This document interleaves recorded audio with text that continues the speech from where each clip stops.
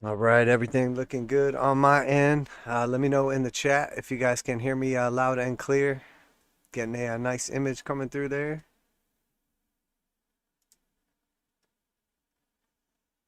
All right. Welcome back to the channel, Crypto Trend Trader, with our Sunday evening market look ahead. It is 8 p.m. Eastern Standard Time, August 29th, 2021. And before we get started, I'd like to remind you this is not financial advice. I'm not your financial advisor. These markets are extremely volatile, so please do your own research and trade responsibly. We're going to get it started off as usual with the 10-year Treasury yield, and we'll just kind of run through our asset classes accordingly. So we did see a little bit of a pullback on the 10-year, running into resistance here again at that 1.3, roughly 7 range right here. Saw a little bounce down and found some temporary support on the 200 exponential moving average. We'll see here now we have the 200 exponential and 200 simple grouped up right here. We are still on top of the 8 and 21, and they are still crossed to the upside. We still have a blue slope line on the TJD TDMACD. We are above the 0 line and have multiple green histograms in a row, so the momentum is favored to the upside.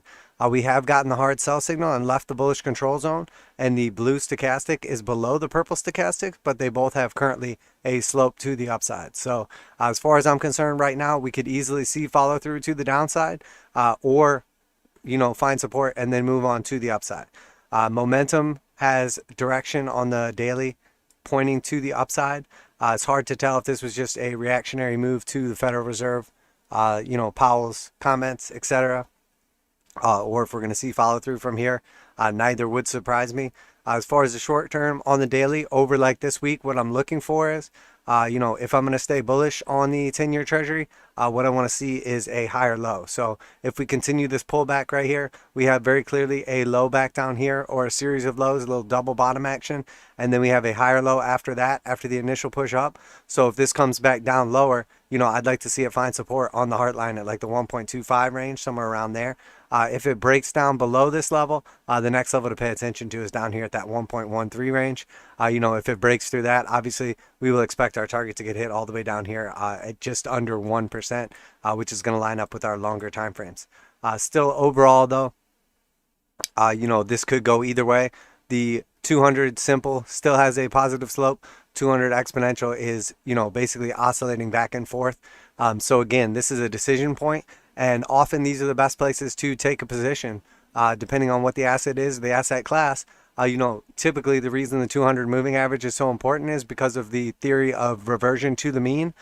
So as the 200 exponential and simple moving average move along with price action, the price action tends to oscillate above and below, but eventually reverts to the mean. So we'll see here we have a long period where we're below the 200 exponential and simple, and we revert almost to it here. We come back to it all the way here, and then we cross above it, and now here we are right back at it again. So as the 200 exponential and simple change slope and move around, the price action will essentially just kind of bounce around above and below those levels. So typically the best place if you're going to go into a long or short position, other than picking like the actual top or bottom of a market, is going to be like at your decision point of that point here. So if here you're in a clear downtrend and then we touch the 200 exponential or simple moving average here, you want to obviously trade with the trend. You would enter into a short position on that said asset class, assuming that the trend will continue in that direction. But if we start to consolidate above and roll these back over to the upside here, within a very small margin that you have made a mistake, the market has gone in the opposite direction, and that in fact you want to be out of that position to the downside and reposition to the upside if the situation should so arise. And then here again as well, you could have taken another short to the downside, or went bearish on this asset, assuming that we'll get rejected off these. But as we consolidate around the range and we start to see the moving average flip to the upside, and the slope to change to blue here, that tells you essentially, wait a minute, I might have been wrong in this situation. So now here we're above the 200 exponential and simple. I would expect them to act as support and then see continuation to the upside. In the event that we're wrong, again, we're at the decision point, so we don't have to wait 10 or 20 or 30% to figure out if we're wrong. We're right at the decision point, so we can know within a smaller margin what's taking place. So obviously the moves that we saw on Friday were very much influenced, at least for the short term, by the speech from Jerome Powell. And then also TLT obviously is going to have the inverse or opposite reaction, as basically it's going to move like opposite of the yields. So this is our 20-year Treasury bond. Here again, on top of the 200 exponential and simple moving average, in the same way that we were just talking about with the 10-year. But the difference being that the 10-year is in an overall downtrend and then had a pop to the upside and is now trying to find support, as where TLT has been in a very long uptrend and then entered in a short-term downtrend, and now we're trying to see if it can hold above the 200 exponential and simple. So, essentially either one of these could play out right now, and they're both at a very clear decision point. But, do you want to give favor to the predominant trend? Do you want to give favor to the short-term trend? Do you want to just wait for the market to, basically develop and tell you what's happening? Either of those situations is fully acceptable. So here we'll see obviously the VIX once again got hammered to the downside. We saw a sell-off like coming into the Fed meeting as people were expecting Powell to be, hawkish. And obviously that was not the case as predicted. He basically got on there and, well, we can talk about that a little bit, but essentially I was 100% right. He was a complete dove. He was the most dovish he's ever been, the most dovety dove to ever dove. So, obviously volatility went down, all markets shot up. We saw gold and silver go up. We saw the 10-year Treasury go down, the yields, and then we saw the dollar go down and the VIX go down as well. We're getting down to the levels where this starts to be interesting. So, obviously from the bottom of the range is where we would expect volatility to pick up, which is when we're just nonstop melting up. That's going to mean obviously a dump in the market. So each time we saw volatility pick up from the bottom of the range, and we saw a powerful move to the upside, we saw a corresponding move in the markets, obviously. This one going all the way back to the Rona dump. So, and then if we look at U.S. oil next, as this is obviously a key market factor, we came down perfectly, found support on the 200 exponential, immediately came up to our target, that clear resistance, turned support level right here, blasted through it, and now here we are back to the upside. Now, obviously, this is a nice move off of the 200 exponential and simple, but what the real decider here is when it bounces up here, is it going to take out that high? And again, I think it is. This looks to me like a bullish reset. We're coming back down, finding some support on key levels, and now we can push back to the upside. Oil had been basically going in a nice, powerful uptrend since the dump back there, but essentially confirmed into an uptrend above the 200 exponential and simple. Both slopes flip over positive to the upside back here in December. So basically this whole year it's been in a nice solid uptrend. It had one pullback here, and now here it went into a little more of a solid pullback, back down first to support, and then next to our exponential moving average. Now here we got the hard buy signal coming out of the bearish control zone. We have multiple green histograms. We're approaching the zero line and the red slope line. So it looks like oil is basically strengthening to the upside and getting ready to push higher. And obviously that's going to be a strong determining factor, especially if we see like OPEC cutting production or, increasing production, or, demand picks up because everything reopens, or demand slows because people aren't traveling as much, et cetera, et cetera. So there's a lot of factors here that make a big difference on these markets. So what's up, brother? Good to see you. Good to see you here. So let's just jump into the Dow Jones next. Dow Jones obviously had a nice push up, basically took out that previous bearish candle from Thursday. No surprise here.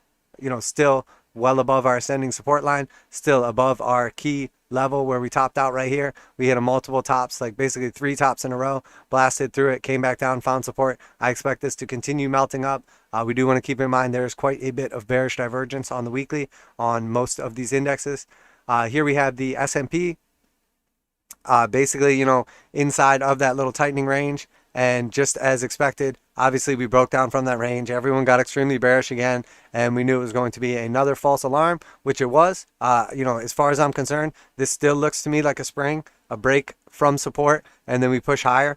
There's nowhere left to go in this range anymore, so we've come back up, basically closed at resistance, took out that previous bearish candle. I honestly think that this is going to get a powerful burst to the upside. I mean, obviously you can be as bearish as you want in the market, say everything's overvalued, et cetera, but the fact of the matter is markets can stay, irrational longer than you can stay liquid. So if you've been betting against this thing during a melt up, I'm sorry about your luck, but that was just a bad decision on your part, obviously. IXIC, NASDAQ still continuing up, getting our move continuation to the upside. Still have a target way up here at 16,000. I do expect that to get hit.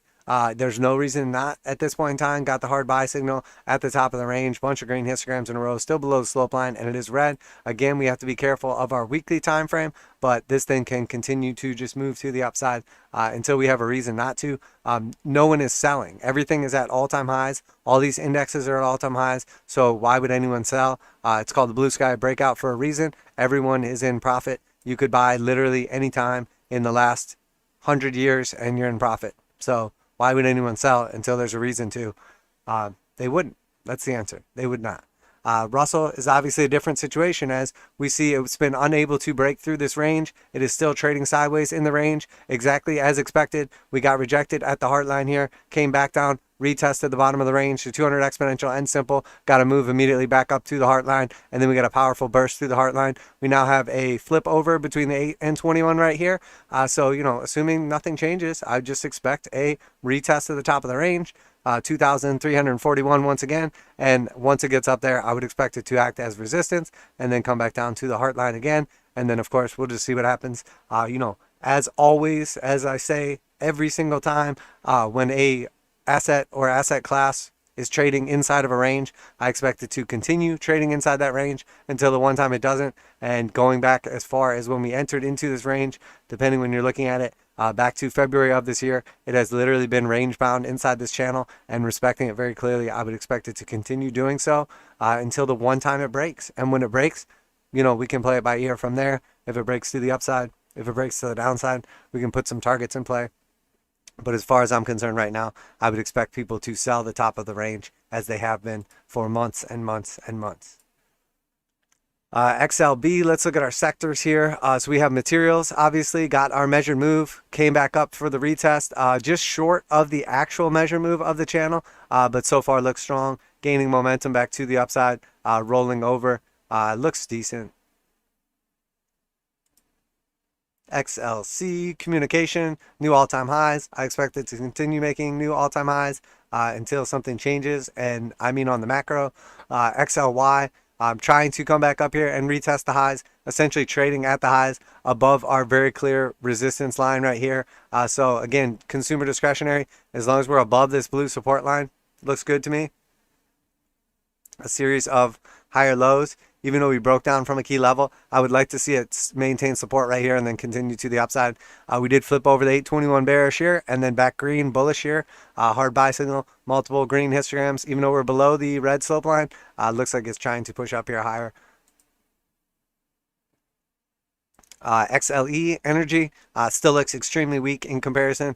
We are basically just hanging out at the 200 exponential and simple, and while I do expect a reaction rally off these levels, we've been unable to break through basically this level up here at like $56.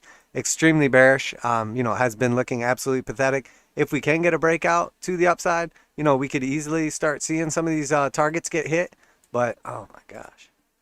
We could easily start seeing some of our targets get hit, potentially as high as like $73, which would be a very powerful move for energy. But keep in mind, this is by far the most underperforming, worst performing, horrible sector.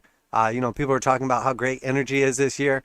That's fine. You can say whatever you want, but it's literally like one of the very few sectors that is not at all-time highs when literally like every asset in existence, with the exception of ones I can count on a single hand, are at all-time highs. So you can talk about how great energy has been doing. It's up 20-something% or whatever.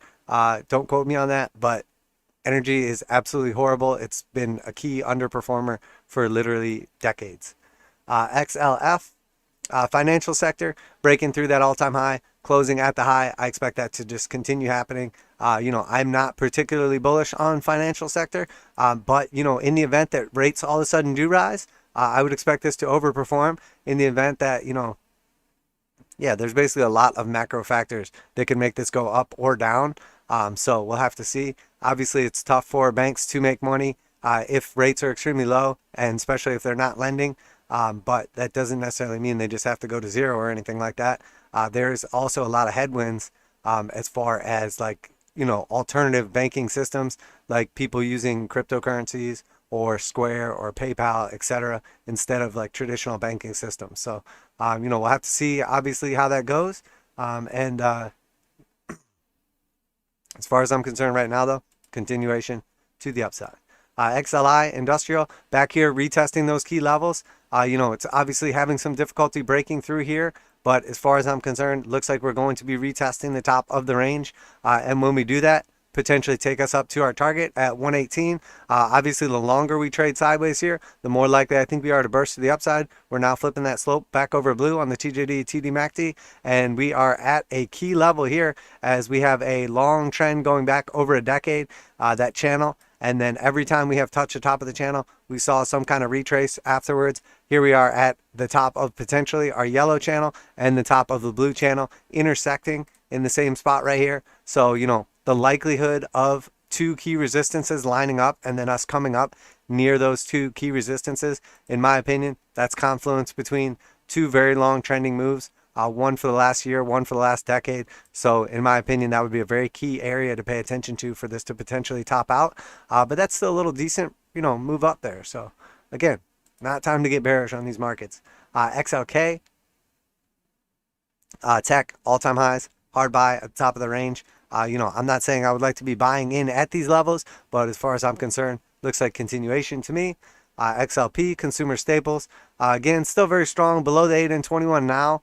We did top out almost perfectly at the 1.5. Previously, we found some resistance at the 1 level right here, and then finally busted through it, came back down, and now we're essentially finding support at that level. So if we can hang on here long enough, go sideways long enough at these levels, again, I would expect continuation. Still have our very clear target up here, just above the 1.618 at 74 or the 1.618 at 73.6.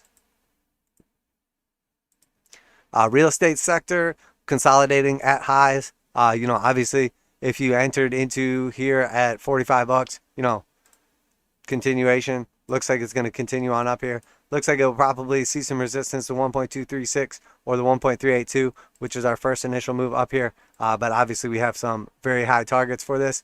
If it decides it wants to keep creeping up to the top, and all that is our previous high to our CVD low, and then our Fibonacci extensions from there. So they could potentially take us up to some elevated levels. The 1.5 would be that $55 range, and then the 1.618 at like $57.75. Again, is it potentially possible that real estate is topping out and that there's going to be some serious headwinds in the very near future in the United States? Yes, obviously the eviction moratorium has been overturned. The CDC, ruled out or said, oh, another eviction moratorium for people that are hard hit in areas that are hard hit by COVID, and it just so happens to include like 80 or 90% of the country, which is literally everyone. If you're over 75%, you can't say that it's like targeted areas. You have to just say it's everybody but a couple people. So targeted area people don't get eviction moratoriums. So obviously the Supreme Court stepped in and said, I don't think so, bitch. You can't do that. We already said you can't do that. And you're just trying to basically like bend the law here. So they stepped in and told the administration to go F themselves and overturned it. So, when is this going to take place? Well, I mean, the eviction process takes months, and then it's backed up on top of that. So, I mean, and court systems are backed up and people are understaffed and, everything takes forever right now. So what is it going to be? 30 days, 60 days, 90 days, 180 days. And then by the time it's winter time, you can't like evict people because it's winter time, and you can't just like kick them out in the cold. So, I mean, who knows how long this is going to take, but it's going to be some serious headwinds onto like the actual markets. Now, the Dems are doing everything they can to just bail out everyone they can and full on like go socialist. So, obviously if you have kids, you're getting steady checks for each of your kids, $300 a month. If you have food stamps, you're getting extra 25% food stamps. There's so much government aid going on still right now. Unemployment extensions, the pandemic unemployment is still going on. So, I mean, at this point in time, there's so many programs out there to help people. No one should be behind on your rent unless you're like legitimately just a bum squatting in someone's house, which that may also come up, maybe after you've been like squatting in someone's house without paying rent for the last, 18, 19, 20 months. At this point in time, you can claim that like you own that house now. I'm sure there's going to be like some fights in California, San Francisco, New York, like other various like socialist places, where people basically just say like, oh, I live here now because I've been staying in this place for over a certain amount of time. I would not surprise me at all. Obviously, these are like, ridiculous times that we're living in. So real estate probably just keeps melting up for a little while longer. I wouldn't just come out and start calling the top on this thing yet, although we are definitely seeing some warning signs. Especially if banks aren't lending, or starting to restrict lending. But again, if you look at the actual breakdown of like the prices, extremely high valued homes are selling like crazy and pumping up in prices. Extremely low valued homes are selling like crazy because people are buying them up and then renting them out because rents are going like through the roof. And there's obviously like limited places for rent because people are just squatting inside of all of them. So, in all reality, it's like the middle area ones that are kind of like not as inflated at this point in time. Also, certain areas are like extremely like inflated and there's extremely high demand, but other areas are not. We're seeing like moves out of cities into rural. Now we're seeing from rural back into cities. This is just one of those times where there's a lot of turbulence in the water. But like always, location, location, location. Because if you buy a house in the right location, even if there is a pullback in real estate, the demand may not change there. If you buy a house in the wrong location, you might overpay for it and it might never come back to those levels. So, it's very important now, I think, to make good decisions, especially on something like a house where you can't just, if there is some crazy crash over the next few years or something like that, it's not like a stock where you can just hit the sell button and say, F it, I'll stand on the sidelines. You're making an investment into your future for, 10, 20, 30, 50-year mortgage, something crazy. So last thing you want to be is like upside down on your mortgage for the next like 30 to 50 years. XTN transportation, obviously trying to make a nice little rebound here off the 200 exponential and simple. Did not get down to the levels I was expecting. We need to pay attention to, are we basically topping out here? Are we going to hit that little triple top back here and then sell off again? Are we going to even get up that high, or are we going to break right through it? Any of those situations is possible and viable. But again, as far as it's a weird situation with transportation because transportation costs are through the roof. There's like high demand for truck drivers, high demand for, shipping containers to go across the country, boats to move those containers, people to unload those containers, trucks to deliver everything off those containers. So we're seeing like all these like supply chain like constraints or breakdowns or bottlenecks in the system. And it's very important because that can all tie in with transportation. But if there's one thing we know about the free market as far as real estate and transportation is the best cure for higher prices is high prices. Or high prices is high prices. Because, eventually free market, which you could argue we don't have that anymore, but eventually free market's going to root that out. So once the eviction moratoriums go away and all that stuff, a bunch of people are going to get kicked out, and then rents are too high, so nobody's renting these places, so people will drop their rents, and then those people can find a place to rent again, and then eventually the free market kind of settles out. Same thing with transportation. If prices stay up forever, people are going to make more crates, and then there's going to be more crates, and then eventually the demand for crates is going to be too much. Supply rather is going to be too much, and then the demand and supply will kind of level out, and the prices will come back down. Or truck drivers, people will need truck drivers so they can deliver the goods, so they'll offer more money. So all of a sudden, truck drivers will make more and more and more money until finally there's enough truck drivers. Same thing with childcare. People are arguing about childcare. Oh, I can't go back to work. Oh, woe is me because I have all these kids and there's no one to take care of them. So I can't afford childcare. So I have to be on unemployment for 2 years. And I don't want my kids to go and get sick. And oh no, I can't rejoin the work market anymore because of all these factors. Well, if free market steps in and says, oh, look, we've got like 4 housewives, all have children, or 4, women or single dads or couples, whatever it is, all have children, paying ridiculous amounts for childcare. So one of them statistically will be like, wait a minute, why don't I just take care of all my friends' kids for them and they can pay me this ridiculous amount of money? So, obviously, once again, free market will dictate the actual price and it will level out over time. If childcare is ridiculously expensive, people just go into that industry until the demand for childcare is met by the supply of new people willing to take care of your kids for you. So obviously, if the government steps in and does what it did with, colleges or Health insurance, what's that going to do? It's going to create artificially high prices that never go away forever. So if you have kids, if you want kids, the last thing you should want is for the government to get involved with quote unquote like socialist childcare, the same way that they got involved with like socialist medical system or socialist, college programs. And I say socialist because, essentially what do? Well, look at the prices since the government started backing up college loans. Now people go in, they get degrees in senseless fields that they'll never be able to get a job in, take out, hundreds of thousands of dollars in debt, can't ever find a job. And then, the government guarantees those loans. So the colleges just keep giving people these loans because they're guaranteed by the government, and then people just keep getting stupid degrees that are useless, as opposed to if there was accountability. If the schools were going to give you a degree and give you a loan for a ton of money, they want you to go into a field that you're actually going to be able to make money so you can pay back that loan. The same way a bank has liabilities to pay back a loan, they don't want you to default on it. So without a government guarantee, they're not going to give you a bunch of money for some ridiculous degree like underwater basket weaving or, whatever. So, same way that you see those situations play out, in the medical field. If you look at, we talked about it in another stream, if you look at stuff that's not covered by insurance for stuff that's covered by insurance, and then you look at it over the last 10 or 20 years, medical procedures covered by insurance have gone up by like 3 and 5 and 10x, way ahead of like typical inflation rates or whatever you want to compare it to. And then things like LASIK that are not covered by insurance, that are considered to be like optional surgeries, have gone down substantially. Used to be $10,000 20 years ago, and now you can go get it for $1,000. So it tells you the difference between when government gets involved in quote unquote free markets. So Jets ETF, obviously got the aeroplanes focus on this one. Broke down below 200 exponential and simple. Trying to get back up here.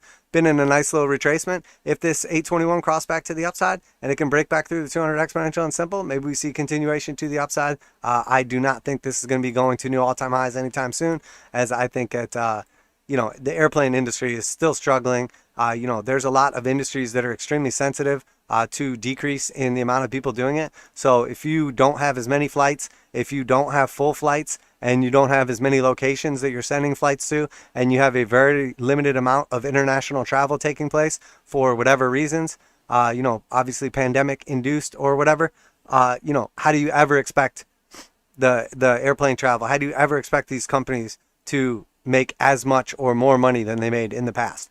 And so unless some of them go out of business, obviously, and get bought up, liquidated, etc., absorbed into the more successful ones, we're not going to see these things going to new highs anytime soon, in my opinion. Also, obviously, we have a huge difference between what's taking place as far as like, the business world. If people are just Zoom calling meetings instead of flying around the world to shake hands and agree on deals, obviously there's much less business travel taking place. So you can't expect those planes. I can't remember what the percentage of business travel is, but, even if consumer travel is right back regular, or like, civilian, regular old person travel, business travel is way, way, way down. And then on top of that, international as well. So jet's probably not going to do well.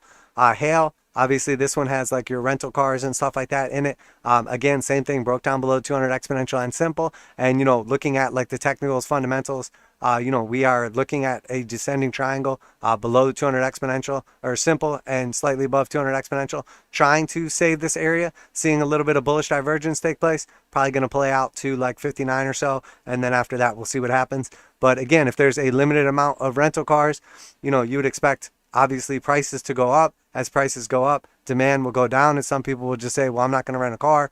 So again, we have to wait and see where the free market hashes all this out.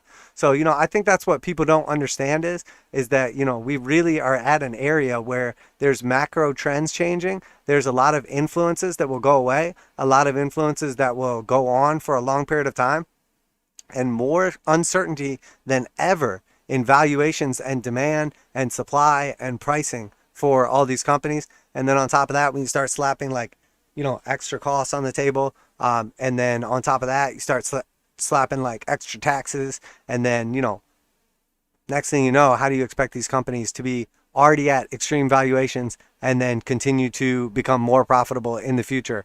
If you're paying more taxes, if you're paying more for your goods or for your service or for your labor, a company is going to be theoretically less profitable in the future. So if they raise their prices, then that's going to make their demand go down, as when prices go up, demand tends to go down. So therefore, maybe it levels back out somewhere and the company is equally profitable, but the expansion or contraction of the ratio of profitability based on, sales to earnings, or, profit to earnings, is going to tighten. So obviously in the future, that's what I expect to happen, but that is no secret. UPS obviously saw demand drop off a cliff, and so did the price right here. Came back up to some resistance, finding a tough time here. The real question is it going to shoot up to 210 first, or is it going to come down to 183 first? Your guess is as good as mine. Starting to pick up a little momentum to the upside.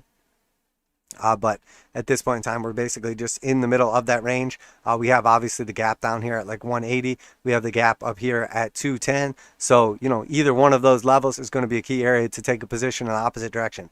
If we shot up to 210, I would be looking for a position back down to the downside. If we shot down to like 180, I would be looking for a position back to the upside. So, basically to fill the corresponding gap. FedEx, same type of thing, little less violent. Basically had that nice little sell-off back here, down below 200 exponential and simple, and it looks like they're rolling over. We're also like at the top area of a macro trend that's been taking place for some line.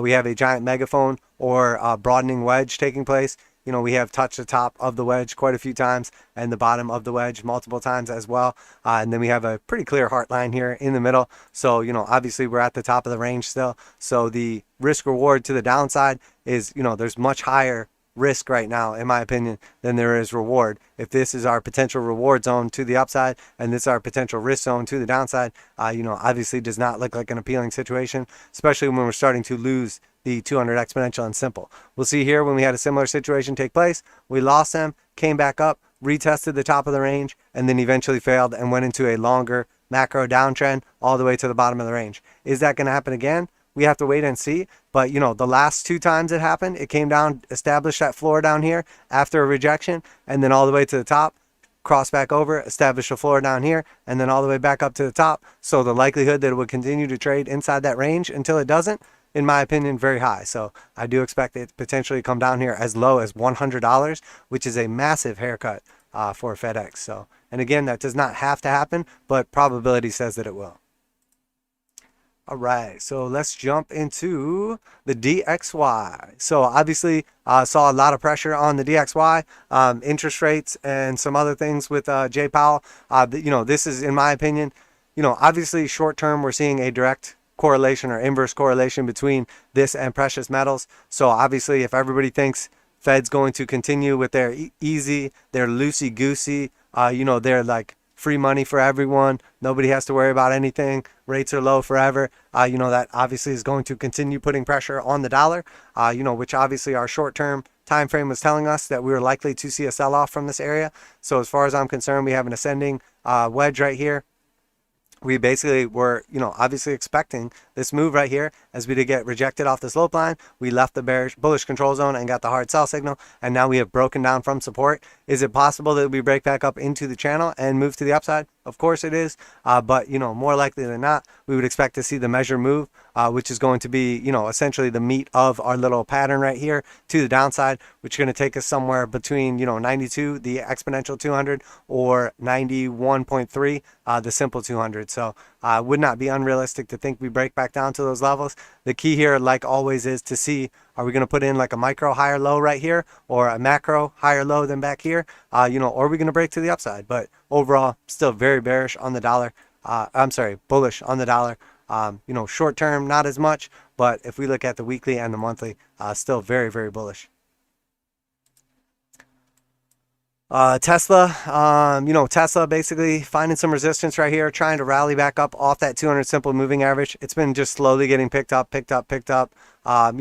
We got to be careful with this one here. Until we can take out this level up here at 781, really can't get bullish on Tesla again.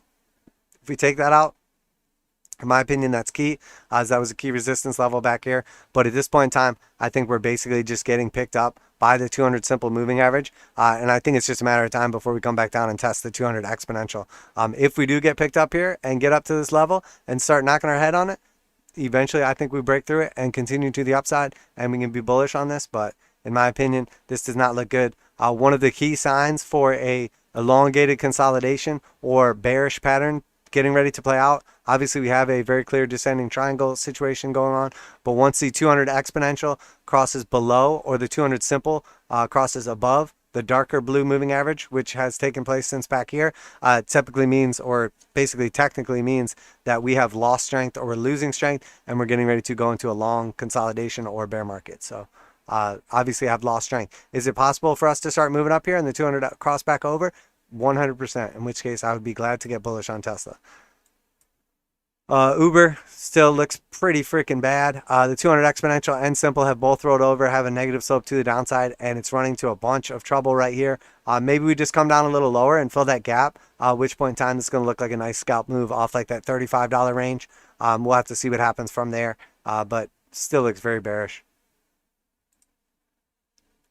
Pinterest seeing a nice little move back up off the bottom of the range right here. Obviously trying to make a move. As long as we're above the 8 right here, I think there's potential for us to get this little trade setup play out. Another potential 25% move to the upside. Is it possible we come down here lower? Of course it is, but we have left the bearish control zone. We got a hard buy signal last time that happened. We had a nice trade setup play out. So as long as we're above the 8 right here, this looks good to me, especially if we can get above the 21 and start to cross them back to the upside. A bunch of green histograms starting to gain momentum. We are below the 200 exponential and simple. They both have technically rolled over their slopes negative right here. So I think a retest is probably going to act as heavy resistance. So we'll have to see what happens at 63 or potentially as high as $70. But overall macro, this looks terrible, but definitely a scalp in play here. Remember, this is not financial advice. I'm not your financial advisor. These markets are extremely volatile. Please do your own research and trade responsibly. Definitely looking pretty bad here. Basically back at extremely low levels. Hit the 2.618 Fibonacci extension down here perfectly. Now it looks like if we can get above this 8 moving average, we could easily have a nice move up here, like 31%. But again, we've been unable to close above it right here. And if we do get above it, we're going to have to run into a bunch of resistance at the 21, at the 2.236, at $7.88. But we are seeing bearish control zone. Stochs are starting to roll back over to the upside. Potential exit in the near future in the next couple days.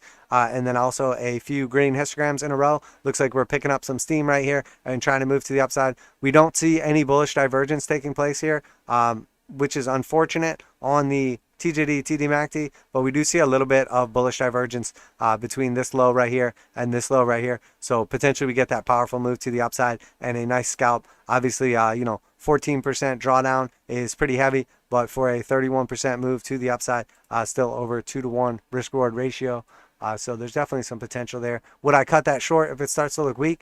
Yeah, and also I think, just consolidating and closing just slightly above that 8 EMA on a daily is going to give us a lot more strength and potential of success. So Airbnb, obviously right back down at the key level that we were looking for. Is this a re-entry? This is exactly what we spoke about. We broke through a clear resistance right here, came back down, found support on it. If this support holds, we have momentum in our favor. We have everything looking good right here, on a short-term little scalp to the upside for like a 15% move with a 4% drawdown over a 3.4-to-1 risk reward ratio for potential to play out. We already got the retest of the 0.5, so if this does start to consolidate here, I would expect it to break through and retest a higher level. It could potentially just get a double rejection here at the 0.5 again, at which point in time I would probably exit this trade and expect lower prices. But it does have some momentum in its favor and looks decent after a overall terrible looking chart for a long time, but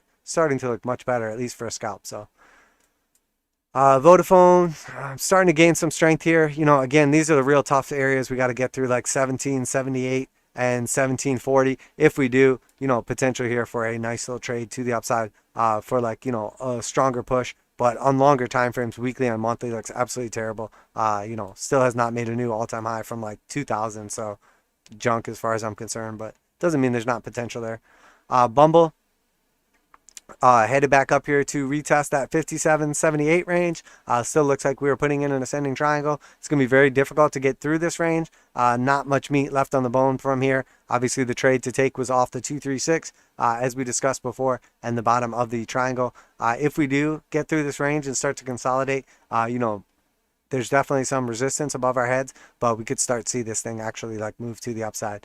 As you know, I think people are looking harder and harder for stuff that's down and trying to make moves on them, as the stuff that's up is just getting to ridiculous levels. You know, even if you're like a permable, even Tom Lee the other day was like on CNBC and kind of like sounding a little shaky. And you know, Tom Lee is like, I mean, he's basically strapped to the bull's nuts, like gargling that thing. Like, that dude never is bearish on anything. He's always bullish on anything. You could literally ask him about anything ever.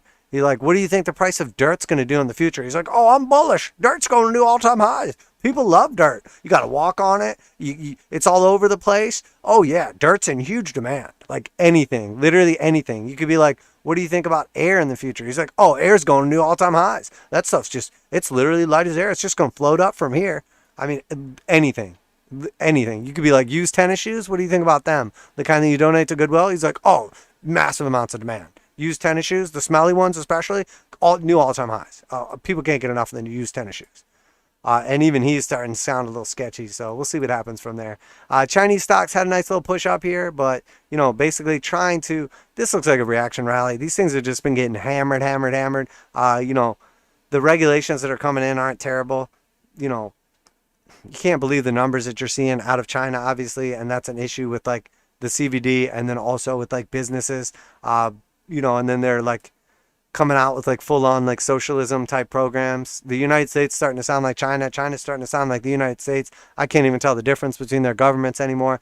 One's supposed to be communist. The other one's supposed to be democracy. I honestly, I don't even know at this point. They sound the same. They're like, we need equity. we need to regulate businesses, and there needs to be affordable health care, and everyone should get equal education. And I don't even know. I think they're working together. I think old Beijing Biden is taking a play from China's book, or China's taking one from us. Either way, though, it's starting to sound a lot alike. Baidu, Baba, both trying to find some strength here. Saw a little weakness. This thing just dropped straight back down. You know, we're almost down to our targets here. Could you take a little scalp? Could you take a shot at this bad boy? You know, we're in our target zone for the move down. So, you know, I think you could. But you basically just be catching a knife, in my opinion. There is quite a bit of support through this range right here. But again, there's a lot of overhead. 10 cent, same thing. Seeing a little bounce right here. Got up above the 8 and 21. Trying to see a little move here off that bullish divergence playing out. We'll see what happens. If this thing starts pushing up, retest the 200 exponential or simple, I think like a $100 move to the upside is definitely viable. A nice little 25% move. Diddy saw a little move up here, got above the 8, seeing some resistance at the 21. Same type of thing, trying to gain momentum to the upside. This looks like a bearish reset to me. You know, basically the price is going nowhere and the momentum oscillators are moving to the upside. We're about to get the hard buy signal right here, though. Maybe this thing bursts up. It's going to be very difficult to get above 1066. BZ, Kanzun Limited, back up here at resistance, finding some struggle zone. You know, probably gets rejected again. If it does consolidate and close above that 36.27 range, definitely some potential for continuation, but a lot of pressure overhead. NEO, probably the best of the China stocks we've been taking a look at, although the 200 exponential and simple are rolling over to the downside, and we now have negative slope, and it looks like it's running into some serious resistance. You know, it looks like it wants to come back down here and test the bottom of the range, but longer it consolidates at these levels, more likely it is to go up to 45, but it could just as easily head down to 31. You know, in the bearish control zone, starting to see some strength right here, still below zero line, still red slope line, you know, still below 200 exponential and simple, and 8, and 21, all slope to the downside. NEO looks bad, but not terrible. EDU, New Oriental Education Technology Group, had a nice little push up here after a massive sell-off. Does it come up here and close the gap? Probably not anytime soon, but if it does, 588. We are above the 8 right now. We're still at a key Fibonacci zone. If we get that next push up, 239. After that, we push up to 315. I think it's very likely we get the push at least to 491, if not back to 577. This thing could absolutely explode to the upside. We got the buy, we got the sell, we got the buy in the bearish control zone. We have exited the bearish control zone. We have a bunch of green histograms in a row. We have a blue slope line trending to the upside. This thing looks like it wants to pop back up here and then get rejected. But does that mean that we can't make 200+% on this play? there's definitely a scalp in play here. Fundamentally, though, you got to be careful with China. I mean, obviously, and technically, all the charts look terrible. But that does not mean we can't make some short-term money off these markets. Peloton, Piton, obviously just got absolutely wrecked. I mean, let's look at these just for comparison here. The earnings call back in May, it was estimate of minus 12 cents, and it reported minus 3 cents. So it was a surprise to the upside of 9 cents, which was 74%. And after that, it had a massive rally to the upside, an irrational rally to the upside, in my opinion, of roughly 58%. Everybody was back on the nuts, Peloton to the moon. And then look at this right here. This was our earnings call that just came out. And as the estimate was minus 44 cents, so worse. And as reported, $1.05 negative, surprise of 61 cents negative, 139% below or above the negative number that it was supposed to get. So just an absolutely shit earnings call. They're under investigation by all kinds of regulatory agencies. They're lowering their price of their bikes. They have decreased membership members. And, you know, last time they had a 60% move to the upside off of that tiny little itty bitty little 9 cent surprise. So what's that going to do to their price? Probably just absolutely wreck it. And maybe we start to see some of this negativeness in Peloton play out here. I very much expect that to take place. Could not even get above the 618. We made it all the way down, obviously, to $81 before. I would say with the fundamental and technical stuff that we're seeing right here, probably going to be taking that out very, very soon. Going to much, much lower prices. 382 would be our next target of the macro move from our bottom to our high right here, $70. After that, the 0.5 would be 54.50, at which point in time we can reevaluate. We are now officially below the 200 exponential and simple. Both have a negative slope to the downside, and Peloton looks like it's about to get dumped on or dunked on, depending what analogy you like. Not surprising at all. I'm sure people are going to be swearing that Peloton to the moon. TSM, Taiwan Semiconductors, again, found support at the exact area as expected off of the 200 exponential, off of the $170 mark. Let's see now, can it get above 127? Can it get above 125? If I were to guess, I would say last time we topped out at 127, then 125. So I would say this time we top out at 123 and just keep that $2 holla going. We do have the hard buy signal coming out of the bearish control zone. We do have multiple green histograms in a row. We are back on top of all of our moving averages. They are all sloped to the upside. We're getting across the 821. Taiwan Semiconductors to the moon. I don't know. We'll have to see. Do we get above 123? Do we get above 125? Do we get above 127? If we do, I think we come back up here and we start blasting to the upside, and Taiwan is free and stays free and everything is hunky-dory, but probably not. Intel, still just getting absolutely hammered, back down below the heart line of the channel, below the 200 exponential, negative slope, below the 200 simple, still has somehow a crazy positive slope as price action is clearly below it, and somehow it is sloping to the upside. Makes no sense, but it happens sometimes. Looks absolutely terrible. We're in this massive range. We've been trading in this range since 2000. We have monthly bearish divergence taking place on all of our indicators and oscillators. We're below everything. There's just nothing good going on here. Even when you heard them like come out and do their earnings call, even they were just like, our company sucks and it's probably just going to keep sucking for at least a couple more years. So, you know, is this a dead stock, a dead asset, a dead name in the semiconductor space? No. Has it been for the last 20 plus years? Yes. So probably another 2 years and then we can revisit that. Going much lower, in my opinion. Nvidia just burst into the upside, continuing to just bust out. Ever since, obviously, the split, it's just continued to mount up. You know, rightfully so. I think it's probably one of the strongest stocks, technically, fundamentally, and overall, just fucking awesome. AMD, meme stocking it up over here. A nice little meme squeeze. A key level we broke through back here at $99, at which point in time it started to go full on like GameStop / AMC short squeeze status. We'll see what happens. It had some trouble right here at 1.382. Maybe it gets back up here to the $116 range. Excuse me, let me clear my throat real quick.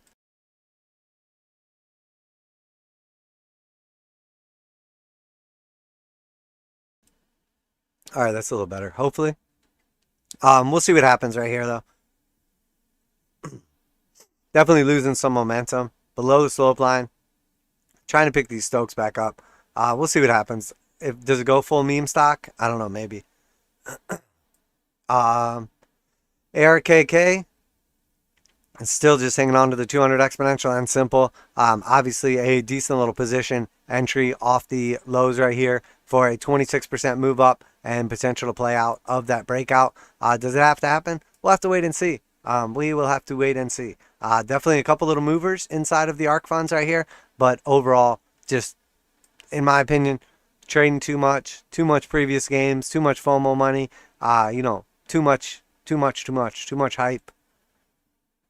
ARKF starting to show a little bit of strength here. Can we get through this $54.82, $55 range?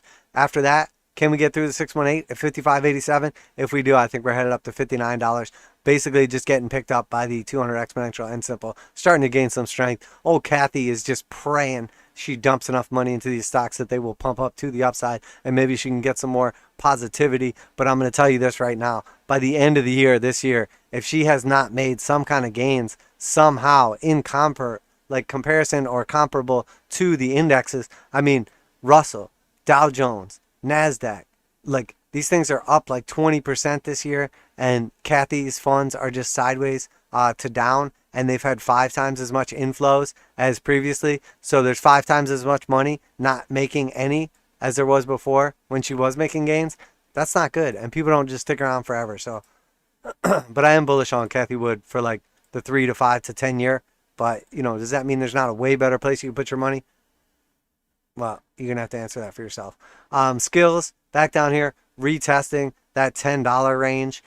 Looks absolutely pathetic. Do I think this thing goes to zero? No. Does the chart look like it wants to go to zero? Yes. This could be a potential value area. Buy, sell, buy. Coming out of the bearish control zone. Bunch of green histograms in a row. Down here, literally at the freaking, it's at all-time lows technically. Or it's, why can't I think of the word? SPAC listing, IPO, whatever pricing. Could be a nice entry point. Even if it comes back up here and retests $16, massive gains could be made. Definitely looking at a scalp in skills. Teladoc, down here retesting those lows of the previous little sell-off. Again, 200 exponential and simple, trending to the downside. A lot of overhead pressure right here. Looks like that was its big move up here. It looks like a bearish reset to me.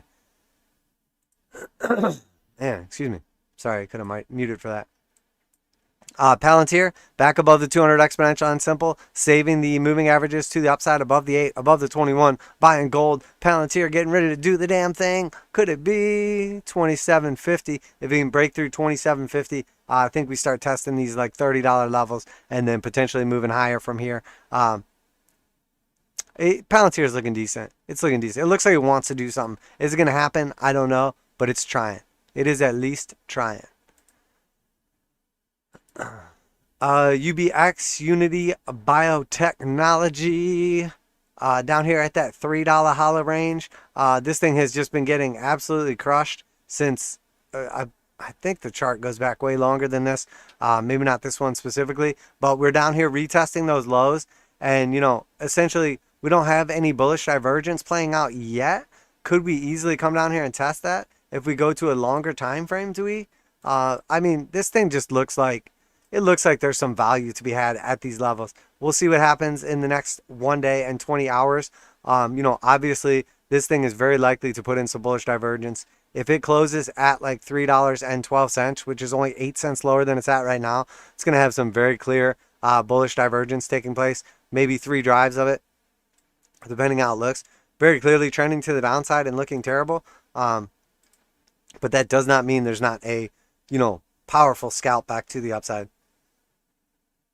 It's putting in the buy, the sell, and then potentially a buy, starting to flip that slope over blue. No green histograms on the weekly though.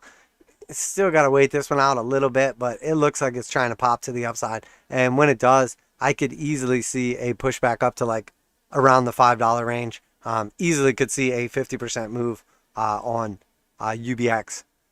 Which again, I think a lot of Cathie Wood stuff is just getting wore out and beat down and just hammered and just held down and just taken advantage of. And I think that she might be due for a little pop in some of her funds and some of the stuff she's been, basically, I mean, everything she has bought with the exception of a couple things have basically just been getting absolutely hammered. So I think a lot of these are due for a bounce, and, people are looking for value in places now. And where are they looking at? Stuff that's been getting just absolutely hammered, like Cathie's funds. Corsair Gaming, potential here for a nice little move, 16% to the upside, 8% to the downside, almost down to our target right here, finding some support at the 0.5. We'll see what happens with this thing. 200 exponential has already rolled over. 200 simple is looking sketchy, sketch.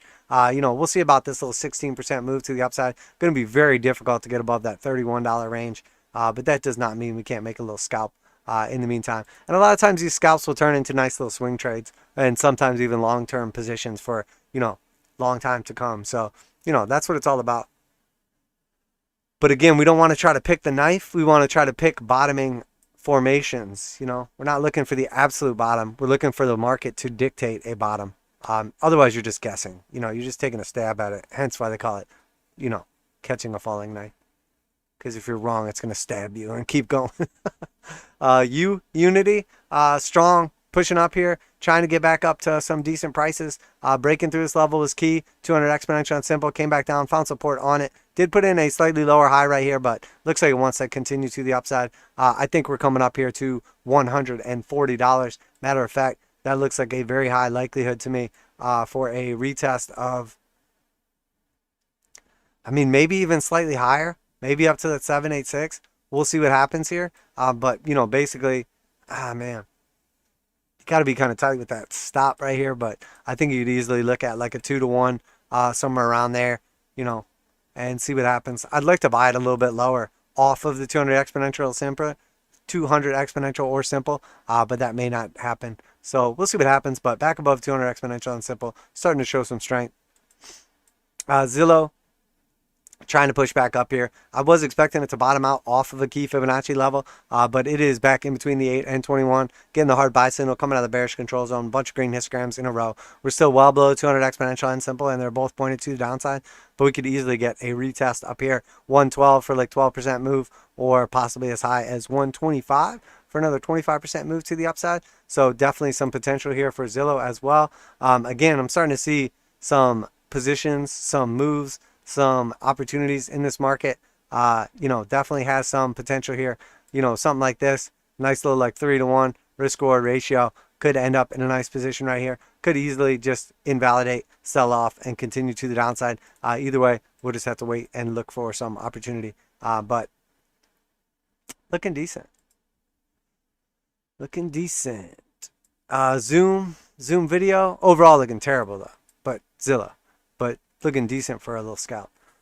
Zoom looks weak, man. This thing was trying to break out here, trying to find support, still on top of our little green channel trend line right here. Now it's below 200 exponential. It's below 200 simple. It's below the 8, below 21, also up to the downside. Bearish control zone. Bunch of red histograms showing a little green right here.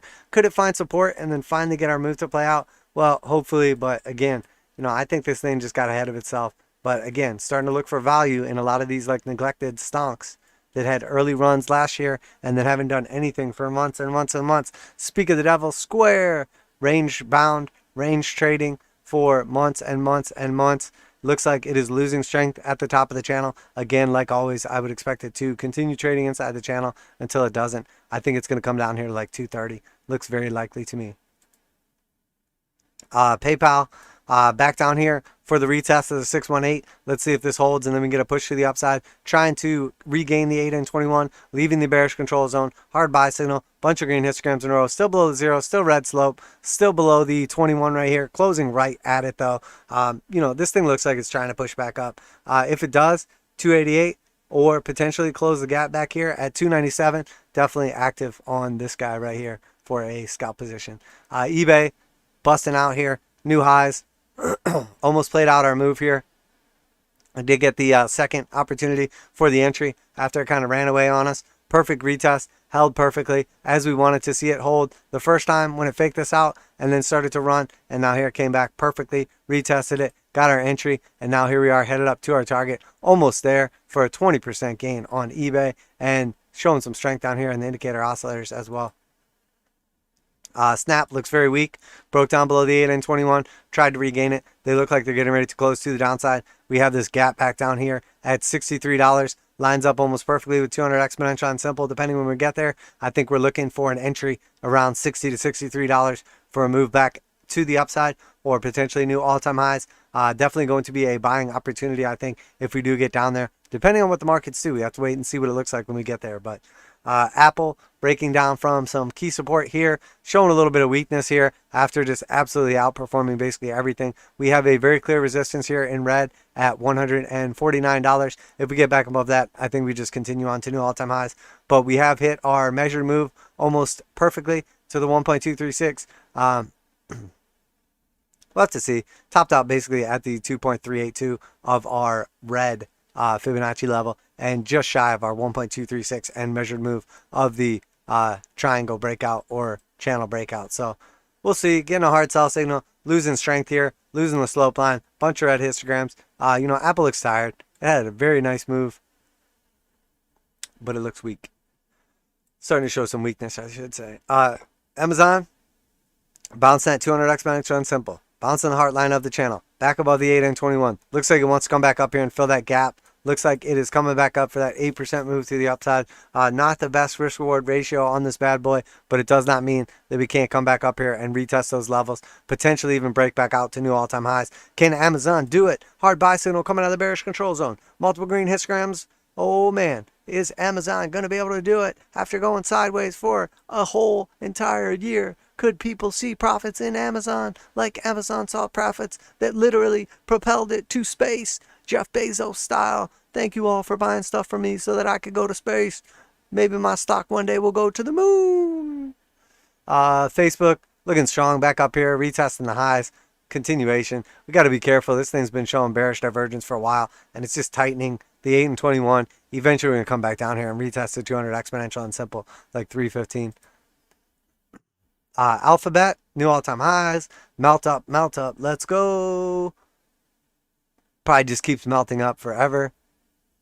I obviously love Google, and obviously I'm a huge fan of YouTube, and I just hope it just keeps crushing it because, obviously they're the best platforms and the best service and the best everything, and they're great. I hope you're listening, YouTube.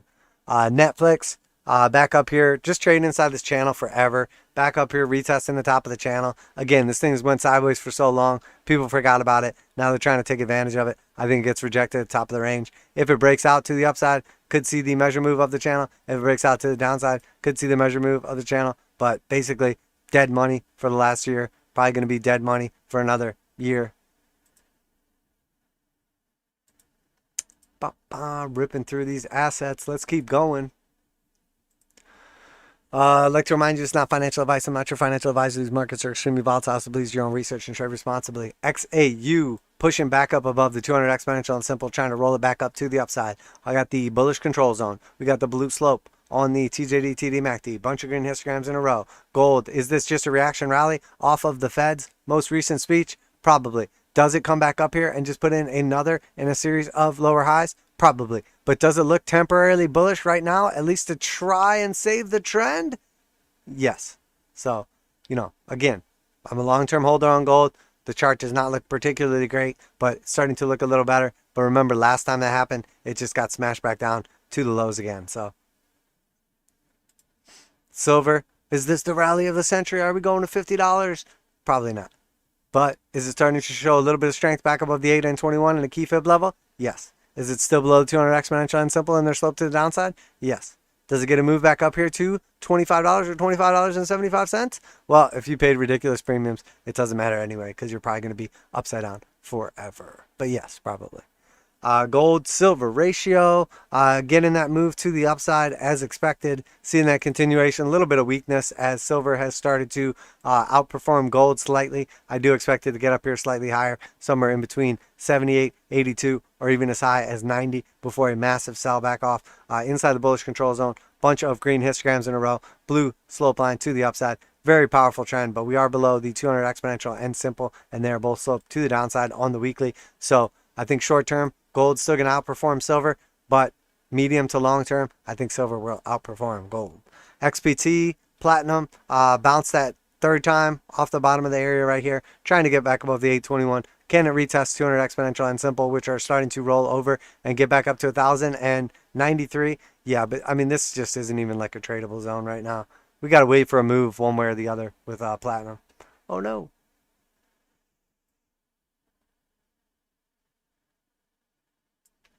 First Majestic, trying to show some strength, coming back up here, retesting the top of that trend line. Now let's keep in mind, this is our long-term resistance of a giant flag pattern. We broke down inside of it, and now we're running into resistance. On the weekly, we're inside the bearish control zone, showing only weakness. The 821 have crossed back to the downside. These miners look terrible.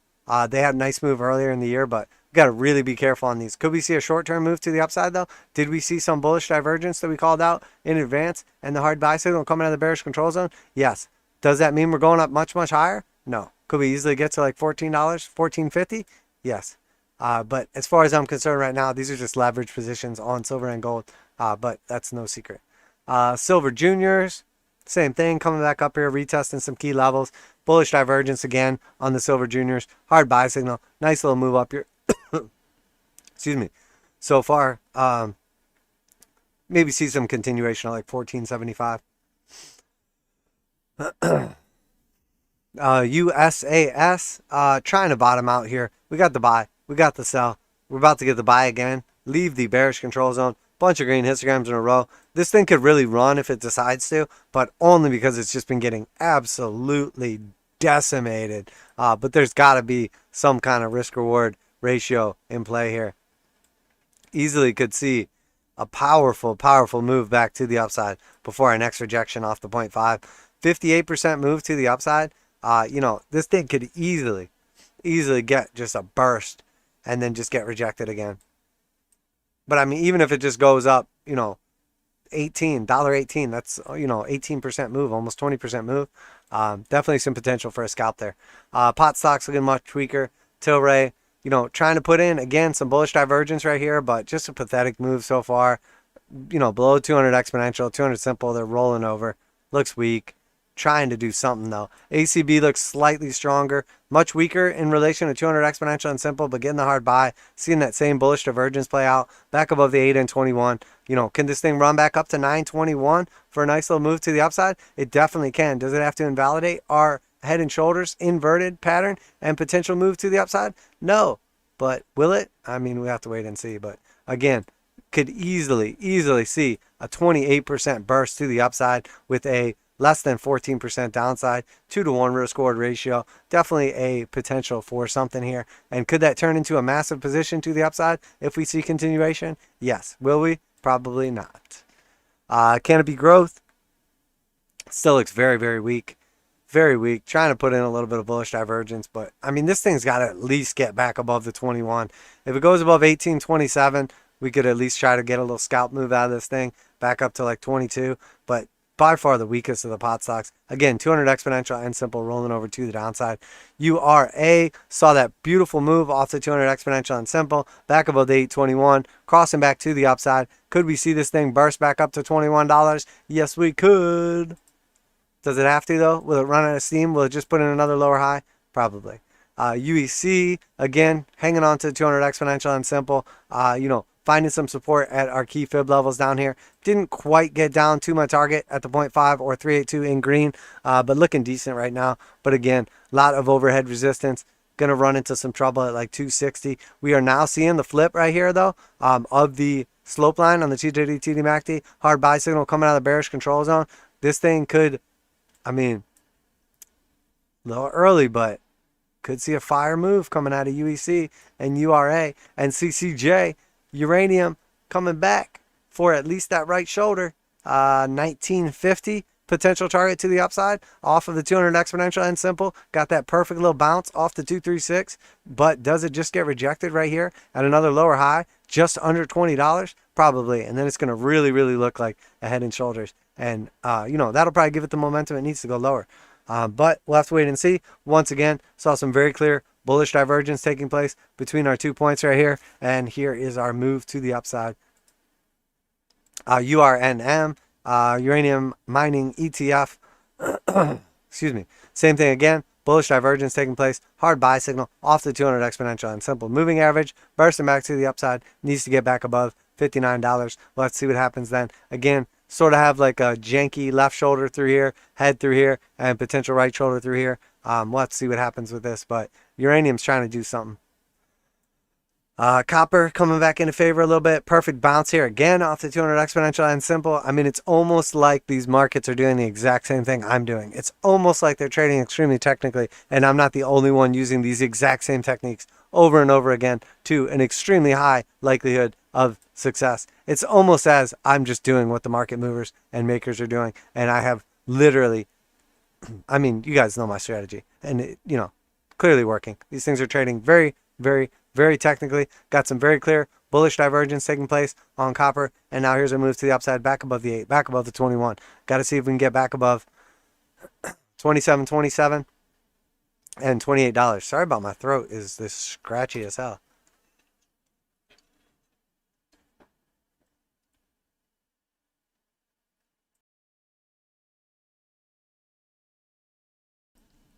But again, I am skeptical on a lot of these moves we saw happen because I think a lot of them were like buy the rumor, sell the news type situations or whatever. As I think everyone was extremely hawkish and thinking Powell was going to say all this hawkish stuff, and instead he was the most biggest, baddest, most whitest, most fucking doviest dove ever to dove and dove. He was dovey like the soap, smelling all fresh and clean. He was a fucking little bitch on his knees, begging and pleading for the market. Please don't go lower. Please don't doubt me. I got your backs, guys. I want to be the Fed chair next year too, and I just don't.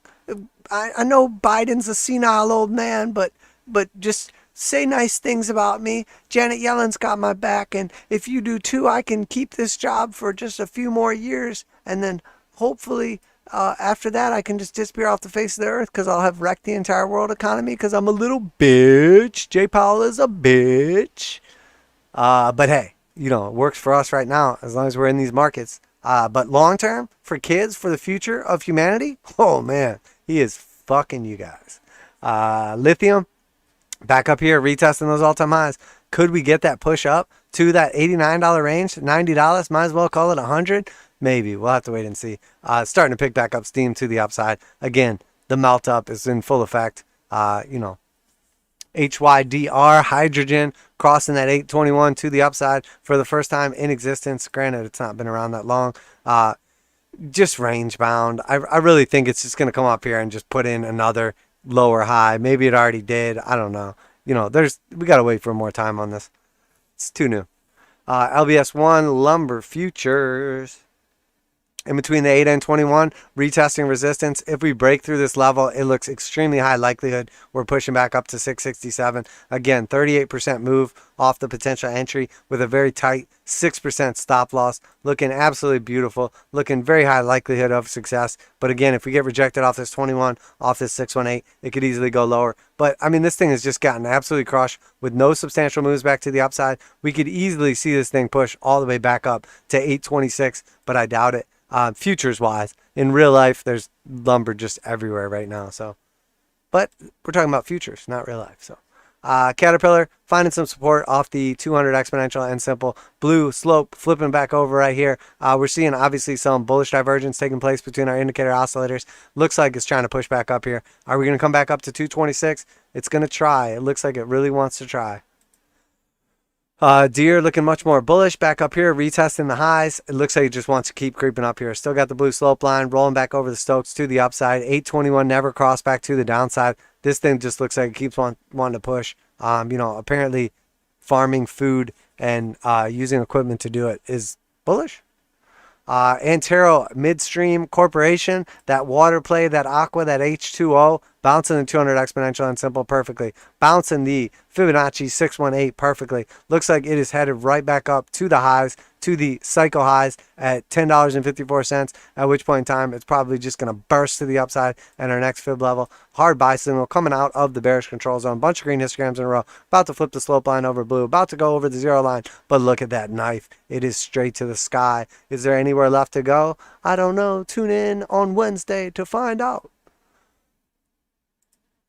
Cemex, that cement play, trying to make that hard ground, trying to build stuff on top of that cement, headed back up here to test the $9.11 range. Is it headed down here to test that $7 range? We'll have to see. This that infrastructure play, hard buy coming out of the bearish control zone. Green flipping back over above the slope line, seeing it flip over blue right here. 821 crossing back to the upside. Cemex getting ready to run. Are we getting ready to do the damn thing? Is Cemex about to burst to the upside and take out that $9 mark? If it does, it's probably going to 10.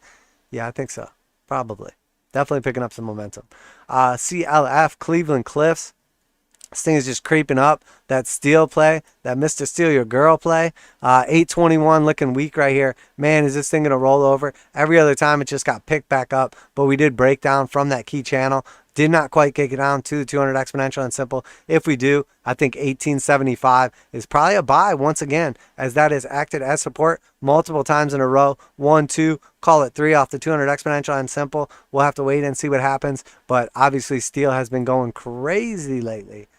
Ford, that FORD. What's it doing? What's it doing? Almost came down to the 200 exponential and simple. Starting to lose strength, though. We see that 200 exponential getting ready to cross under the 200 simple, telling us we are running out of steam on this play. After a nice push to the upside, we broke down from a key ascending channel. We broke out of the upside of that descending broadening wedge. Found some support near the top, trying to get back above the 821. If we do, I think this thing runs back up here. Ford is really trying, but it's got some strong fundamentals going against it. So GM broke down below the 200 exponential. It has rolled over to the downside. 200 simple. We are below it, but it still has a positive slope to the upside. Could not get back above that 8 EMA. Still well below the 21 EMA. Looks like it's going to push back down to the downside. Broke down from that key channel, showing some weakness. It is looking like it wants to exit the bearish control zone and get that hard buy signal. We're seeing a couple little slivers of some bullishness in the histogram down here,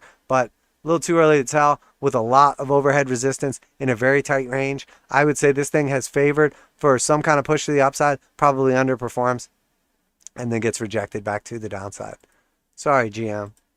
Hasbro got that perfect bounce off the 200 exponential and simple. Hard buy signal. Below the slope line, it is blue again. We do have a bunch of green histograms in a row, but a lot of times that will be a rejection. So could not hold above $100 after finding resistance over and over again at 100. So if we see this thing break above 100 and consolidate, I think it's continuation, but more likely than not, we see another rejection just $1 or $2 away from here. We'll have to wait and see. Works, SC Works, showing a little bit of strength, trying to save that 821, still inside the bearish control zone. Still a little too early to tell. Looks like it wants to get rejected here and come back down. I do think $2 around that range could be a potential entry for a nice scalp on this. It's going to be very hard to get back above $3 and, hold. But if it does, it could have a nice move, nice scalp to the upside. ANY, Sphere 3D Corp, showing much more strength. Came all the way back up here. Retest that. This thing looks like it wants to break out, but it's running out of steam. So we'll see what happens. But as long as we're above this level right here, as long as we're consolidating here, I think our next move could be up as high as 939 for like basically a 40% move to the upside. Dangerous levels to be buying in now after that big candle from 450 on Friday. But we'll see what happens. I think that this thing is really trying to turn around this trend, this multi-year downtrend. It really looks like it's trying to push on to the upside. And if it breaks through this neckline in this area right here, we could easily see this thing, back in the double digits. What? Double digits? Keep in mind, if you're looking for a value play, this thing was at $2,259 and it went down to 33 cents. So it's like the micro strategy of, it's just exactly like MicroStrategy. So maybe it just goes back up to like $1,800 and they just buy Bitcoin and get all over like YouTube talking about how great Bitcoin is. And they'll literally be MicroStrategy. WTW, that Weight Watchers. What y'all think about them big thickies trying to make moves but could not get above the 8? Let's see what happens if it gets back up here at 25. Still got that massive gap. Maybe gets back up to 29 in the bearish control zone, trying to cross out. Bunch of green histograms, but it's just going sideways. Does this get a powerful move to the upside? If it does, it probably gets rejected at 25. If not, it probably can creep on up here and retest that breakdown at 30. You know, this thing has some serious potential for a quick little scalp to the upside. It really does. I'm starting to really look at this. If it breaks down below that low right there, that's 7% to the downside. If it breaks out to the upside and just closes the gap and retests the breakdown of our our ascending support, the 200 exponential and 200 simple, that's a 34% move to the upside. You know, maybe it falls short at one of these fib levels, but even here we're at a 1-to-1 risk reward just to retest and get rejected. So, you know, is that worth a little coin flip, 50-50 with a 4.5 to 1 risk reward ratio? Would you flip a coin if I have to give you $4.50 if you're right and you only have to give me $1 if I'm right? Hey, I'm just saying, 50% chance. Is it a 50% chance though? Weight Watchers in play. Scalpy scalp in play on Weight Watchers. Is that about to go down? I think so. Walmart showing some weakness right here. You know, apparently wearing your jammies to you know, the store is just not working out for Walmart because it's getting a little lower high double top right here. You know, slightly underperformed that move. This thing has just been kind of creeping to the upside. Does it get back down here and retest for another higher low at 142? Looks like an entry back to retest the area we're at right now. It looks like it to me. Below the 8, below the 21, still above the 200 exponential and simple. Hard sell signal coming out of the bullish control zone. Bunch of red histograms in a row. Still below the slope line. It is blue. Above the slope line, it is blue. But it looks like it's retesting. It looks like it's coming back down to the 618. 142 for an entry and a scalp back to the upside. This is a tight range, though. Walmart is not exactly making moves, if you know what I'm saying. But again, that's more of a blue chipper. The old blue chipper. SEC Limited, as requested. This thing is still just bursting to the upside. Got that ascending triangle. Looks like it wants to just keep on creeping on. Blue sky breakout. Measure move. Looking for that 365 to 378 range. Old Kathy gives me wood. Oh yeah, SE baby. I'm telling you, a lot of her stuff looks like it's about to blow up. So maybe Kathy's going to actually have positive returns for the year. She's still got a couple months left to do something with that dead money. AMAT, Applied Materials, you know, still inside of our little triangle, little ascending triangle. Looks like it's creeping back up to the top of the range here. If we get a break, it could really pop off. 146, hard buy signal coming out of the bearish control zone. Bunch of green histograms in a row, still below the zero line. Trying to creep on up here, well above the 200 exponential and simple, but we're starting to lose strength. The 200 simple is crossing above the 200 exponential, finding some support here on the ascending trend line. Can we get up to the top of the range? Will we get our burst to the upside, taking us up to... Do I think it's going to break out on this run? Probably not. If it does, 175 is our target. We'll have to wait and see. Probably just gets rejected at like 148 though, honestly. Okay, we did it, guys. We did it. Let's rip through some cryptos. Some of them crypto trend traders. Okay, so Bitcoin futures. Fantastic coverage. Thank you, good sir. Good to see you, CW. Good to see you also. New Pathway. If you're in the chat, make sure you give us a like. Make sure you say what's up. Hey, holla. How you doing? If you're watching this later on, I can see you.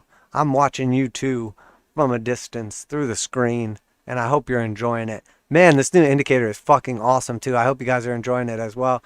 To the group out there, if you want to show your support and join the group, you are more than welcome to. Get those one-on-one interactions, get that sweet, sweet indicator, and all the other good stuff. Great way to show support to the channel, as honestly the majority of the reason that I have this channel and I do these streams is for you guys. You know, obviously I can just do this by myself at my house and not put it on the internet if I wanted to. Bitcoin futures chart, back here at resistance / support previously. Finding a tough time getting through here, but just hanging on. Hard sell, left the bullish control zone. Bunch of red histograms in a row, showing some weakness at resistance. Same thing on our traditional chart. We did get above the 200 simple. We are holding for now. We are above the 200 exponential. They both have a slope to the upside. We're hanging on to the 8. We're above the 21. This was a very key test right here, as expected. The 21 moving average and the 200 simple moving average, it did hold, which is a good sign. But we need to be careful because we have the sell by sell signal. We have left the bullish control zone. We have a bunch of red histograms. The histogram is getting ready to cross below the slope line. It is still blue, but we're in the danger zone right now for a clear rejection off of support and basically seeing a lot of inflows to exchanges, implying that there's big selling getting ready to or taking place. And then also we're seeing irrational exuberance, and we are seeing also some spikes in volume, on some of these whale wallets. So let's be careful here. Let's be careful. This isn't just another lower high rejection. And then obviously we have our bearish divergence taking place. We are looking at our third drive of divergence. We have just gone sideways. Could this be our third drive and it's done? Could we get another push up here higher and that's our third drive? Either one of those is a distinct possibility, but we're seeing some clear weakness on the Bitcoin chart with our traditional indicators as well. Ethereum has done absolutely nothing for that whole last drive, so it's had much less of a pullback, but it has basically just gone sideways. Sell by sell, going sideways. Indicator oscillator, is this just a bullish consolidation? Possibly, but we're getting close down here, and if we break down to the 200 exponential or simple, we're like talking about like an $800-900 move to the downside at clear resistance right here. Ethereum looks like it could go either way, but it's been showing quite a bit of weakness. But again, could be a bullish reset. XRP, had a nice little move up right here. Has literally done nothing since then. Looks like it's putting in a bit of a descending triangle. It has broken down in between the 8 and 21. Bunch of red histograms. Hard sell signal coming out of the bullish control zone. The alts are mostly looking weak. And then we look at something like Solana, which has just about hit our target. We hit the 2.618 at $92.96 as expected, but like I always say, if we're going to go to 90, might as well call it 100. So I'll be selling at $99 because I like to front run all you suckers that get caught holding bags. We had the perfect retest of the Fibonacci 2.0 extension and the push up to the 2.618 extension. Looks like we want to go slightly higher. Getting the hard buy signal at the top of the range inside the bullish control zone. Probably going to turn into a sell by sell divergence signal as we get up to $99. And then this thing takes a massive dump on someone's face, but not ours because we ain't no sucker. Dogecoin getting rejected at that key level right here, back below the 8 and 21. Looks like it's headed back down to 22 cents. After that, it's probably going to 0. Basic attention token back here retesting those key levels, could not get up above 90 cents. Definitely could not get up to that $1 holla, showing some definite weakness below the 8, above the 21. Could it still find some, it could find support right here and then push up to a new high. But honestly, all these altcoins are just waiting on Bitcoin. So Ethereum to Bitcoin ratio crossing back over to the downside, showing some weakness. Ethereum Bitcoin ratio looks like it wants to come back down to the support level at 0.057. Also lines up with the 200 exponential and simple moving average, showing some definite weakness, but that's not surprising because Ethereum has done nothing while Bitcoin has pushed back up. Bitcoin dominance chart, obviously just getting weaker and weaker by the minute. As we expected, we're still paying attention to the weekly to see what happens here. Are we going to come down and just put in a higher low, or is this thing going to burst to the downside? If we lose this level right here and we go lower, I think alts will just pop off, and that's pretty much going to guarantee the end of the cycle. If Bitcoin can find some support at a higher low and continue back up to gain dominance, I think we still got a little move left, possibly till the end of the year, but it's looking less and less likely as Bitcoin is looking weak compared to the overall crypto market. Total market cap back up here, retesting resistance as expected, having some difficulty getting above that 2.16 trillion mark. If it does get above that, maybe it keeps creeping to the upside, but again, leaving the bullish control zone, leaving hard sell signal, bunch of red histograms in a row at key resistance at $2 trillion market cap. Doesn't look good. This is the area you would probably expect to get rejected from. Cardano almost hit our $3 target. Consolidating here. Sell by sell signal. Bunch of red histograms while it just creeps at the top of the range. Could it burst higher? Yes. But looks like it wants to get rejected here. If it leaves the bullish control zone, it's got a long, hard way to fall. Smart contracts coming out any day now. Probably not. I'm sure Charles would have some kind of excuse why there's still no smart contracts after the better part of a decade. Or, well, 5 years, whatever. Matic. Showing a little bit of strength here up until now. We're just hanging on to the 21. If we break down from this level, this thing's got a ways to fall. Could find some support at $1.32. After that, $1.16. Gonna have some serious resistance here, getting above that 165 range. Had a nice move though off the bottom. Litecoin, as requested, retook the 200 exponential. Almost touched the 200 simple. This thing looks absolutely pathetic. I mean, Litecoin is a dead project ever since Charlie Lee sold. This looks absolutely terrible. Did not even come close to its previous all-time high. Well, I guess it did come close to it. It basically retested the 420 previous all-time high. So is this just going to be a double top and then it's going to be a dead coin like XRP, like Dash, like all these other cryptos? Probably. But it still has a shot, I guess. It at least touched its previous all-time high. Riot broke out of the channel, retesting the key resistance. If it breaks through this resistance, we got the rest of the measure move up to $53. But let's be real, this thing has been underperforming. You're better off just buying that Bitcoin. It is gaining strength to the upside and looks like it wants to make a move though. MicroStrategy, Michael Saylor and his MicroStrategy trying to gain some kind of support here, trying to move up and the rest of this move play out. But again, could it have another 20% move to the upside? Sure. It's going to have some serious difficulty getting above 875. If it does, there might be something there. But it's losing strength here, losing the slope line for the first time since our low down here, since the bottom, since the hard buy symbol coming out of the bearish control zone. MicroStrategy looking like it's topping out again at a lower high. And Michael Saylor can't do nothing about it because he's a bitch. Stop ducking Peter Schiff. I want to hear that debate. That would be fucking awesome. So Michael Saylor, grow a set and debate Peter Schiff. But I mean, he just reads off his note cards like Jerome Powell, who also is a bitch. Coinbase looking very weak. Trying to find some support at the 236. Trying to creep on up here. Maybe gets back up to the 0.5. Maybe hits our target at the 618 at 327. But looks very, very weak. Hood almost done. About to cut this one short here very soon. Hood slightly below the 8. N21 cross to the downside. Looks weak. Looks like it wants to come back down and retest the bottom of the range at $42. After that, man, does it got a long way to fall. So not a lot of history. GME, GameStop, nice little push up here. Short squeeze. Absolutely beautiful. People coming out of cash, trying to make that last little money grab because they got to get out of their house because they ain't been paying their rent for a year and they've been investing all that money in GME and AMC. Those little meme stonkers, those little gorilla boys, those little monkeys, the little silverbacks, they got to pay their rent. They got to move out of their mom's basement. They got to move out of the house they've been squatting in for the last year. They're just praying for that one more short squeeze, that one more little push up before they go back to their shitty fucking jobs in the service industry because they're little weak losers. GME looks like shit. Meme stock looks like shit, but it is gaining the little momentum right here. Nice stab. Looks like it topped out to the upside, but we are above the slope line. It did flip over blue and we're gaining some momentum. Could this be the squeeze of a lifetime? Nope, probably not. AMC crossed 821 back to the upside, broke out of our clear resistance line, had a nice little push up here, come back down, retesting as support. As long as this holds as support, I think we come back up here and test that $60 range. Same thing though, these dudes got limited time. They got to be out of their house soon, and if they got to leave their house, they got to take out that money so they can pay some rent.